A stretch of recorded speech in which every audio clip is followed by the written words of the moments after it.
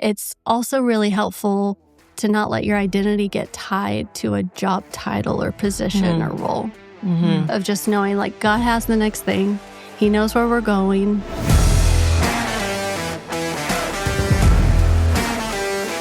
Welcome to the Work Matters podcast, where we have conversations about the purpose and practice of work.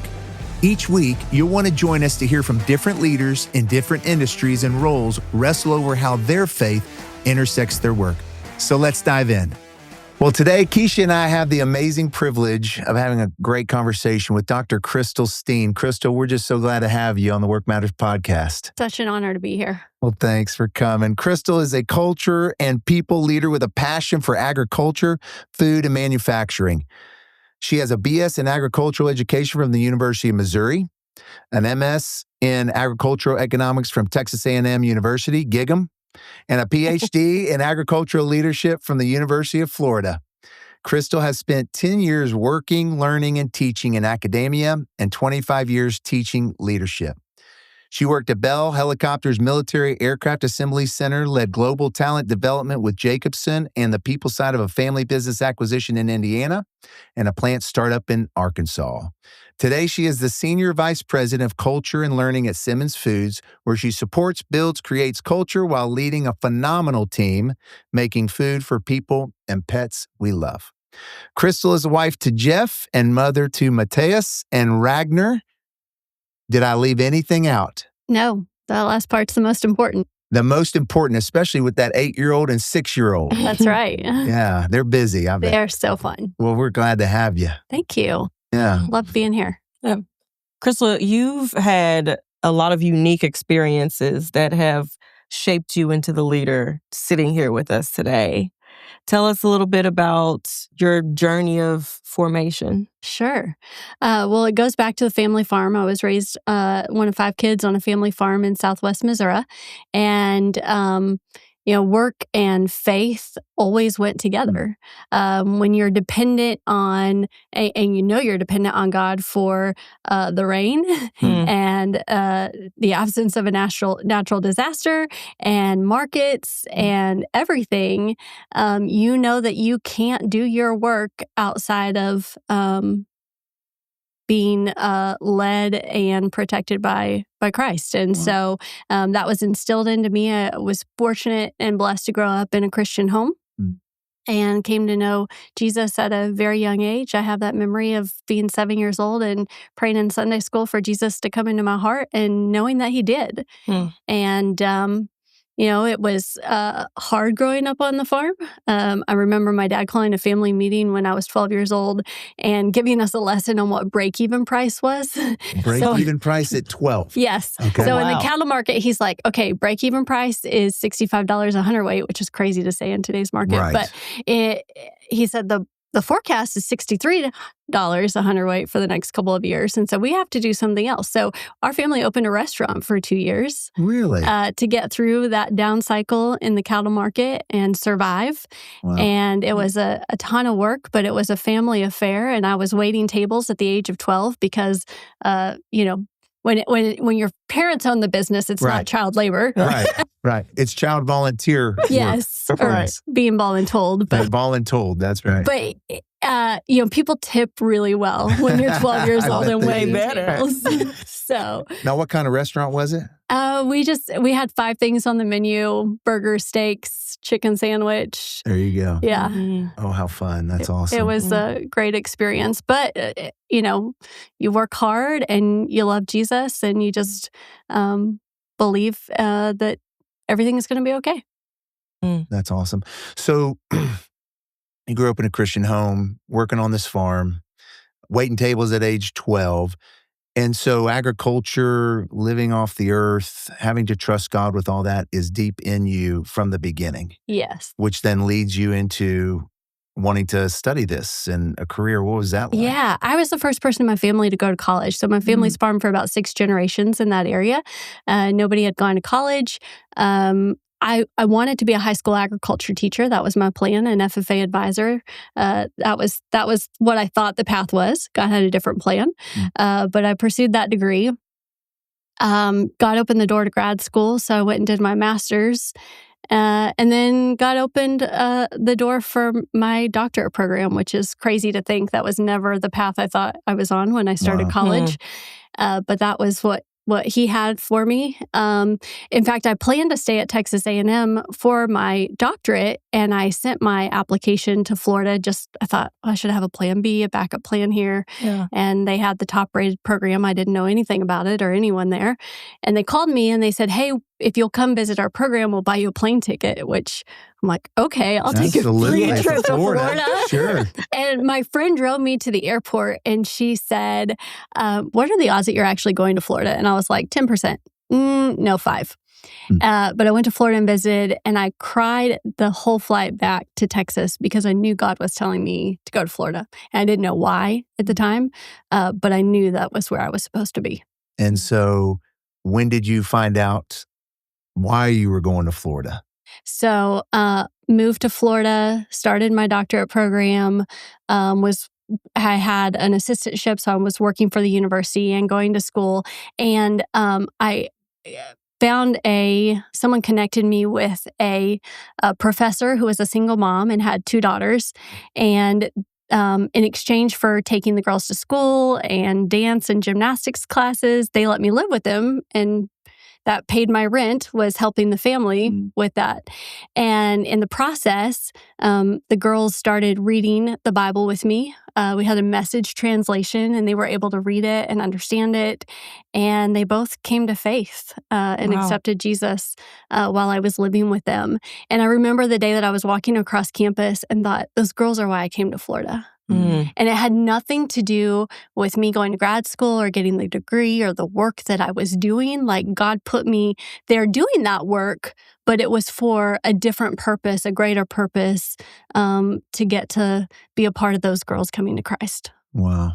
I love that, because sometimes we think work is just a job. Yes. But God uses our work in ways sometimes that we have no idea what's happening. I mean, how many of us listen to the podcast right now have just been in a place where we're like, we have no idea why we're at this job, no idea why God is directing us in a totally different way than we thought we were going to go, only to look back later and realize, wow, it was because there was a relationship that needed to happen there. Yes. That would change somebody's life forever. Yes. Yeah, absolutely. And so you finish your doctorate and you began your career. Yes. You began moving into all these fields, and I'm sure you had some twists and turns along the way. Oh, for sure. Okay, and what did God do in you through all of that? Yeah, so I taught for a while, and then I end up in Amarillo, Texas, and I'm super excited about this because my background's in the beef industry. My thesis and dissertation were in the beef industry. I'm going to Amarillo, Texas. Yes, you are. I'm going to find a job in the beef industry. Which is God's country, by the way, for us Texans out there. Yes. Just got to throw that out. Here we go. Right. That's right, Amarillo. So I have a great network and connections, and so I get out there and I'm looking for a job, and I can't find a job. And 3 months later, I'm like, I need a paycheck. I need insurance. I need a job job. And somebody from the beef industry, Kathy Cornett, sent my resume over to her connection at Bell Helicopter. And we built military aircraft at that plant. And they thought, well, if this girl can teach leadership to farmers and ranchers, then she can come teach leadership to our aircraft mechanics. Wow. And never saw going into aerospace manufacturing, although I've got a little family history there with my grandfather serving in the Army Air Corps and then Air Force. But God opened this door that I didn't expect, and I walked through it and fell in love with manufacturing. And loved the people and the work that I got to do. And it set me on this course that, this path where I am today of getting to work in plants with people in manufacturing and developing people and leaders and building cultures. Wow. Yeah. So what were some, I'm sorry, Keisha, I got another question just along that line. So what were some of the leadership things that God was teaching you to teach others during that time? Well, they hired me at this plant because it was at the time the second largest non-union aerospace plant in the country. And the person who hired me was a phenomenal leader. And he knew that if our leaders treated people right and cared for them, you eliminate the need for a third party to come between you. Like you can have the direct relationship. And so that was my job. There were 88 supervisors at that plant that were leading hourly team members. And my job was to help them lead well and connect with people, care for people, meet their needs. So they didn't need to go somewhere else for those needs to be met. And I loved it. That's awesome. In listening to your story, I hear a lot about God, unexpected. Oh, yes. And hard work. Tell us a little bit about how that's helped you just in your journey be able to navigate the twists and turns that happen in just career and life. I think the one thing I've learned at this point is not to try to figure out what the next step is. I was like the 18-year-old graduating from high school that had her whole life planned out and thought I knew how it was all going to unfold. It hasn't gone that way at all. And I'm grateful. But I've given up trying to figure out exactly what the next thing is, because every time I thought I knew what was next, God totally opened a different door. There were twice in my career that I thought the next step was in manufacturing. I was going into operations. I was excited about it. I had the conversation. I mean, at one point even we knew the timeline of when I was transitioning to this role. And then God opened a totally different door. And I knew that was the door that I was supposed to walk through. And, just trusting God with every step of the way of a career. And it makes you gritty and resilient to just know that you're going to get through this to the next thing, and He's got a plan. And trusting that plan. And I think also when you trust that God knows what's next in your career path, and you let go of what that might be, it's also really helpful to not let your identity get tied to a job title or position or role. Of just knowing like God has the next thing. He knows where we're going. Yeah. He's going to lead us. Yeah, that's hard to do in this culture, because in this culture, we're told to work hard to get the next promotion, to go find the next better thing to do, and to constantly be moving and planning and doing all of those things. So to actually take a step back and say it's not about a title.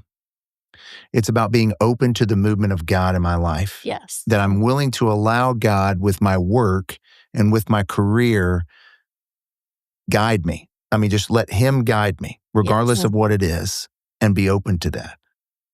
Yeah, that's different. And I feel like that's why you've had so much movement too, is because of that trap of, I have to take this certain path. You can be at a standstill with your career because you're just expecting one thing. If it doesn't happen, I'm going to stay in this one path until it does. Yeah. But you've been able to move into any opportunity that door that God opens. It was a process. Sometimes He closed doors. Sure. Sometimes I learned the hard way. I tell people growing up, my parents brought me home from the hospital to the farmhouse where I lived until I went to college. So I was not raised to deal well with change. Because I didn't have a lot of change in my life until I went to college. In fact, I almost quit college to come home and farm. I thought this is not for me. So it's been a process of learning to trust God and trust the next door that opens. But well, I love that, because for a lot of us, when we look at life, we think that, especially with a work and with career, that it's about getting to the destination. That seems to be, at least in work and careers, that seems to be the goal. If I can get to this destination, if I can get this amount of money, if I can get this sale, if I can get to this job or this position, rather than the process of getting there. Yes. The sanctification process of getting there that God is taking us through. Yes. One of my fears, even as a child, was not doing with my life what God wanted me to do. And in that, it's been not about the end place of where does God want me to be, but just every step of the way, am I where God wants me to be, doing the work He's called me to do for that season of life? Yeah. And all of these seasons, and He's been so faithful. Yeah. to just reaffirm when I'm where I'm supposed to be. And then the Spirit starts to move when there's about to be a change, and then he opens the next door. I love that. So fast forward us now to Simmons. Yes. Right? You're the Senior Vice President of Culture and Leadership with Simmons. Okay, what does that mean? Yeah, what do you do? Explain that to us. I lead a phenomenal group of people who serve the organization in different areas that drive levers of our culture. So collectively, we're the learning and development team, which includes change management and operations training. We're chaplain services and community giving. We are centralized HR functions, our corporate HR team, and communications, brand engagement, and external affairs. And so collectively, we believe that culture is everyone's responsibility in the business. We don't own culture. We're not fully responsible for culture. It's everyone's responsibility and opportunity to drive. But we get to work in areas where we have direct levers that help continue to shape the incredible culture that we have at Simmons Foods. And getting to lead that team and be a part of the work that we do is just an incredible blessing, and I'm loving it. I love that. Keisha, you're a part of this team, aren't you? Fortunately. Yes, you are. Okay, Yes. and I hear about the Simmons culture. It's amazing. The Simmons culture. I mean, so I want to ask both of you, what does that mean? Like, for those that are listening, like, they want to know. So what does the Simmons culture look like, feel like? Okay, I'll go first. Very, very, very, very simply is putting people first is one of our values and one of our most important values. And there is so much intention around how we put people first.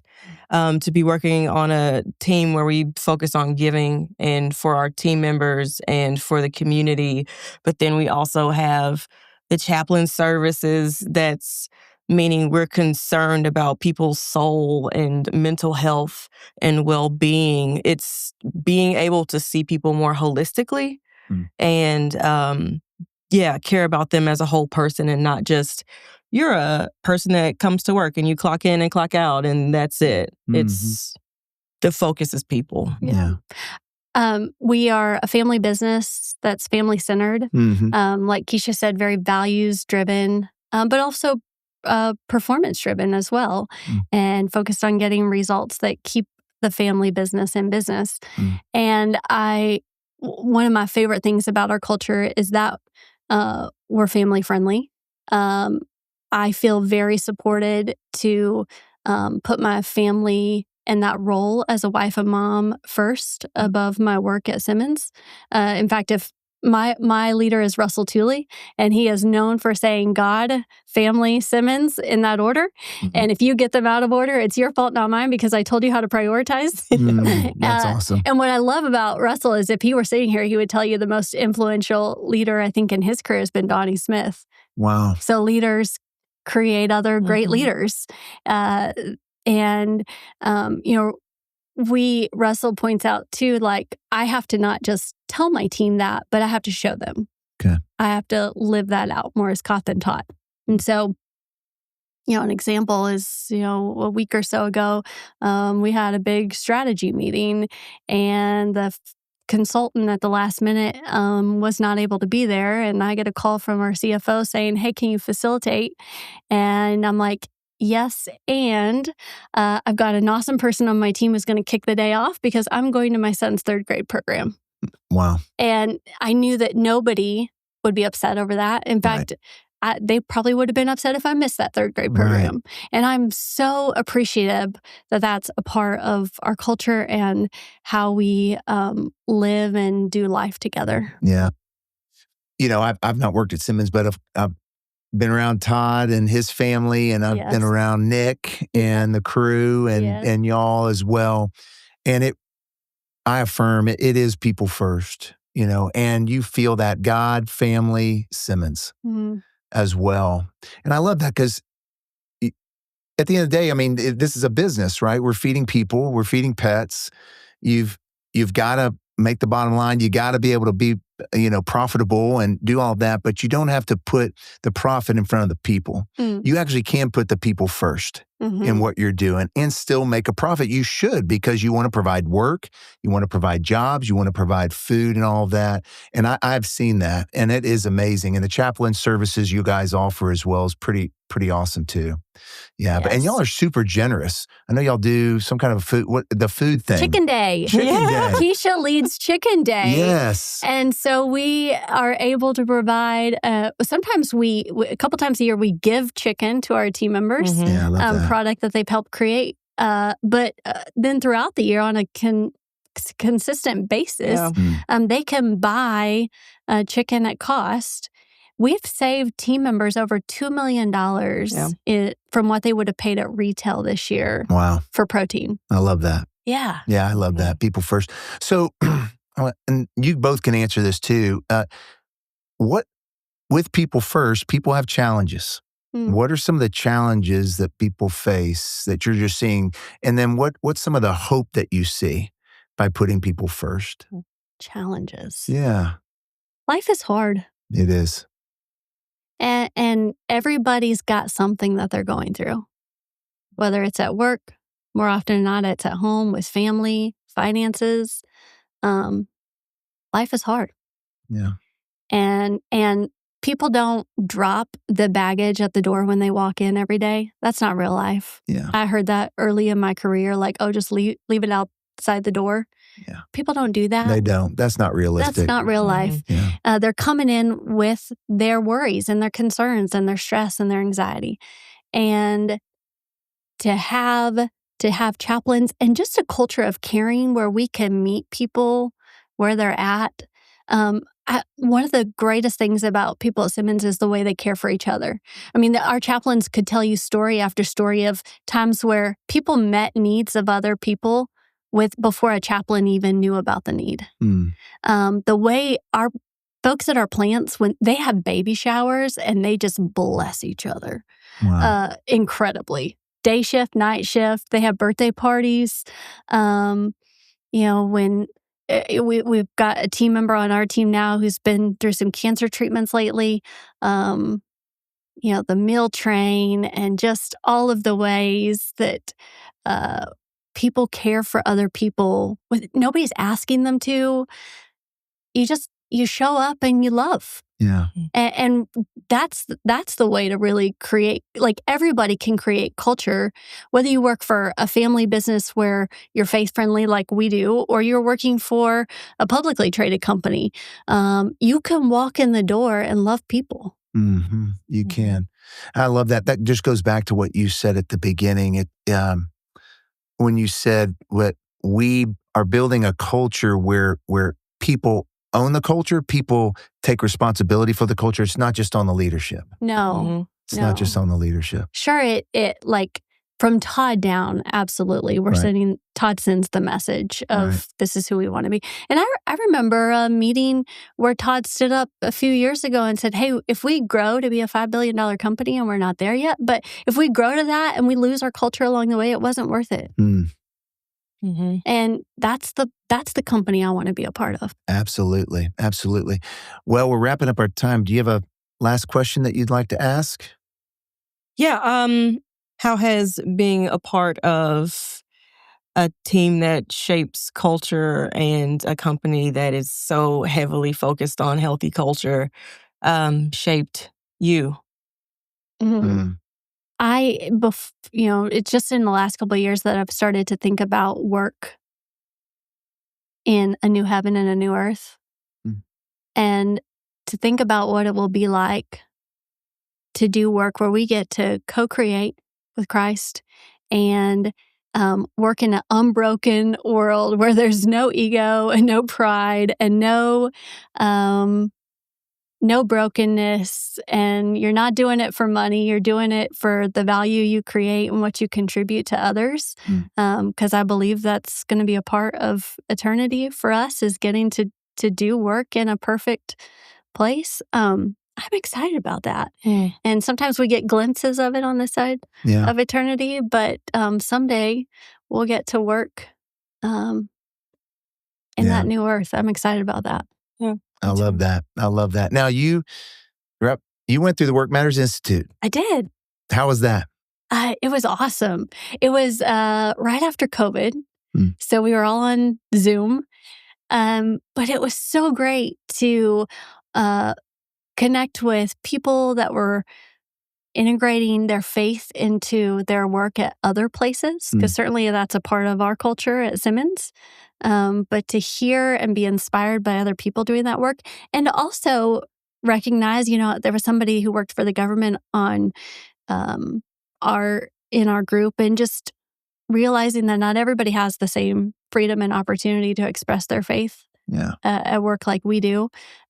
Just deepening that appreciation, but also praying for those folks to be strengthened and encouraged to walk in the door of their workplaces and be the light that shines, even if they can't be as open about it. I love that. So one last thing, our listeners are in that kind of position, and maybe their company's not people first like Simmons is, but they are where they are. God's put them where they are.